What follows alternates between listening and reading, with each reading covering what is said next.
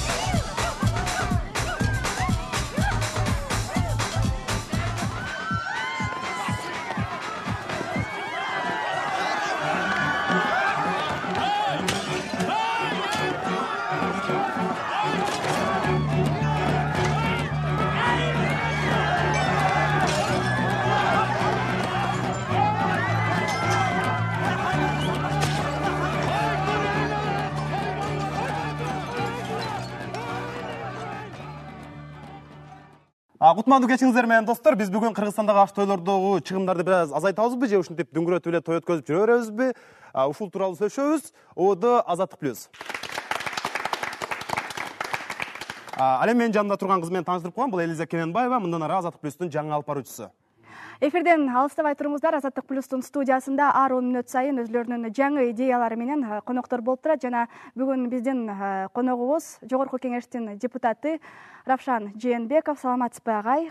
Кош келиптирсиз студиябызга. Жана Равшан агай, айтсаңыз, сиз кандай үйлөндүңүз эле? Мен айта албайм, бир чоң дүңгүрөткөн той бергенмин деп. Хамерде чыккансызбы? Жок, ал убакта Хамерде жок болчу. Бул мындан бир 22 жыл мурда болгон. Жөнөкөй бир 150-200 адамдын катышуусу менен той өткөргөнбүз. Дагы айта кетчү нерсе, биз калың берип, сеп берүү деген биздин ортобузда болгон эмес. Себеби мен өзүм чечим кабыл алгам бардык нерсени.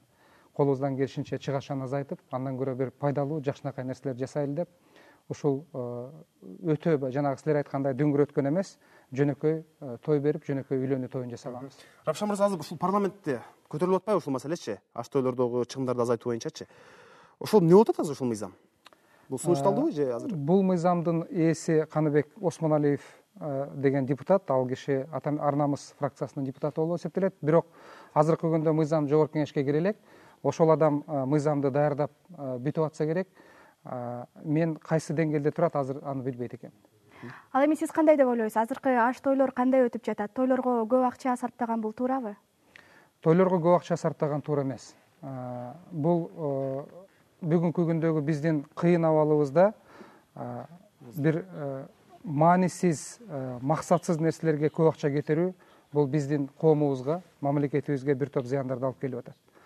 Бул бир эле той топур эмес, биз мамлекеттик деңгээлде дагы, саясатчылар дагы, мамлекеттик башкаруучулар дагы колубуздан келишинче бүгүн бюджетибиз 30-40%ке чейин дефицит болуп турганда, дүйнөлүк кризис Кыргызстанды кыйнап басып турганда, баалардын бардыгы дүйнөдө дагы, Кыргызстанда дагы өсүп атканда, колубуздан келишинче биз үй бүлөдөгү жеке мамлекеттеги чыгашалардын бардыгын кыскартканга аракет жасашыбыз керек. Рахмат, Равшан мырза. Биздин студияда бүгүн абдан кызыктуу адамдар отурат. Бул жакта ырчылар, диний өкүлдөрдөн келишкен. Жана ошондой эле медиа магнат Карманбек Кулуев бар. Карман, кече мен сен менен сүйлөшсөм, аш тойлорго чыгымды азайтпаш керек. Мен өзүм билем дегендей кылдың эле. Өзүм мындай, Жогорку Кеңеш мыйзам чыгарып атканда бир ойлонуш керек да, эң негизги бир нерсени. Бул өзү кимге керек жана мамлекеттин кийлигишүүсү канчалык зарыл.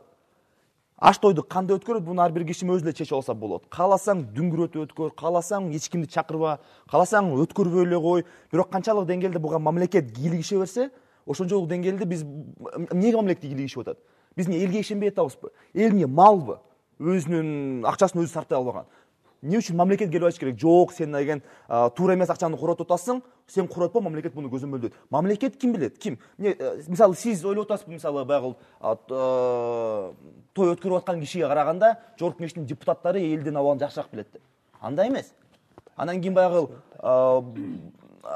байдын акчасын байкуш айтып болуп эле тескерисинче болуп калды.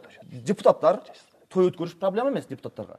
Бирок эмнегедир мындай жок ушу акча сарпталып атат, бечара эл кыйналып атат, анан кийин ушу элдин кыйналганын ушу тойдон көрүп атышат. тойду өткөргөн адам ал каалаганда өткөрөт. Ушул аш тойлор керекпи керек эмеспи, чыгымдарды азайтыш керекпи деген маселеден мурун бүгүнкү тойлорго бир баа берип алайлы. Бүгүн кандай өтүп атат тойлор? Камчы мырза? Тойлор демекчи, тойлорду азыр ар бир адам өзүнүн деңгээлине жараша, анан өзүнүн чөнтөгүнө жараша өткөрөт. Ар ким ар кандай элечи. Мисалы үчүн жана сиз айткандай эле айтып атпайсызбы? Көчөдөн кетип баратканда хамер же лимузин менен өткөрүп баратса, бул дагы чоңдун баласы экен, бул чоңдун кызы экен, ушинтип үйлөнүп отура деп. Кээ бирөөнүкү болот. Мисалы үчүн мен таң калып калгам. Ошто бир жолу тойго алып баратып атат. Ошто тойго барсак, мындай экен да. Ошол каалайсың, каалабайсыңбы 15 же 12 ушундай бирдей үлгүдөгү, бирдей цветтеги машинаны айдап алат экенсиң да. Ооба. Анын ичинде киши отурабы, отурбайбы аны карабайт экен. Астында үчөөлө отурат экен да, аркасындагылар жөнө жүрүп экен, аркасынан жөн эле. Аны айтып атпаймын, бул жетөө эмне айдап алдыңар десек, жок, бул атайын ушундай керек бизге. Ушундай өткөрүш керек деп. Курнамыс менен кээ бирөө ушундай курнамыс менен кээ бирөө өткөрүп алат экен, кээ бирөө болсо өзүнүн акчасына жараша өткөрүп экен. Ошол өйдү жак менен жанагы айтпаймынбы, жанагы чоңдол ошол акчалуулар, депутаттар ошол бири менен салыштырып отуруп эле, анан байкап туруп эле, мен да ошондой өткөрүшүм керек деп туруп аркасын жөнүнө курнамыс менен эле айдап жүрөт экен. Бирок тойду азыр чөнтөгүнө жараша өткөрүп аткандай бар азыр. Дал ушул Добрдун үйлөнүү тоюнан кийинки интервьюну окуй кетелик. Тойду сейилдөө үчүн атайын 10 автоунаасын уюштурушкан. Мерседес үлгүсүндөгү 8 ак түстүү унаанын 4-өө алдында, 4-өө артында болуп, ортодо кара лимузин болду. Ал эми эң алдында Кыргызстандын желегин илип, BMW унаасы менен борборду айланып жүрүштү. Добр.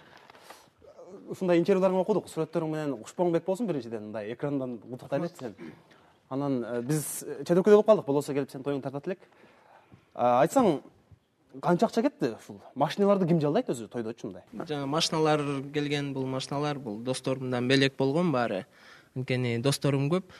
Бир какой-то часть досторум өзүнчө чогулушуп, өзүнчө ушундай машина унаасын биз өзүбүздүн мойнубузга алабыз деген да. Анан кийин мен деле көптү эле мындай укмуш кылам же мындай кылам деп өзүмдүн оюмда алдын ала эчтеке план койгон эмесмин. Бул досторум өздөрү келип мага ушундай белек кылышты. Мен эми сунган колду сындырган жокмун. Мынакей жаштар тойду ушинтип өткөрүшөт экен. Ал эми Дайыр мырза, сиз айтсаңыз, өзүңүздүн бир жаңы сунушуңуз бар, аш тойлордогу чыгымдарды кыскартуу боюнча. Той топурлар акыркы убактарда курнамыз, атаңдашуу, эл укса эмне дейт? Уулума мындай той бербей койсом деп. Керек болсо өзүңүздөр айтып өттүңүздөр. Үйлөнөм деп канча жылдап мээнетин, ден соолугун берип, чет өлкөдө мигрант болуп жүрүшөт.